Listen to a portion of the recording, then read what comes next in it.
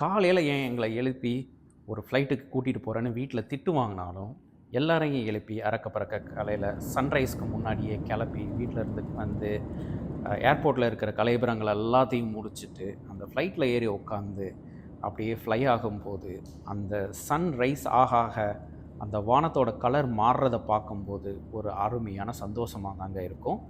அந்த மாதிரி ஒரு ட்ரிப்பு தான் எங்களுக்கு இப்போ கொஞ்ச நாளைக்கு முன்னாடி லாஸ்ட் வீக் அமைச்சிது. ஸோ நாங்கள் ரொம்பவே என்ஜாய் பண்ணோம். அது ஒரு ஃபுல் மூன் டேவாகவும் இருந்தது. ஃபுல் மூன் வந்து செட் ஆகிறதுக்கு முன்னாடியே எங்களால் வானத்தில் பார்க்க முடிஞ்சது.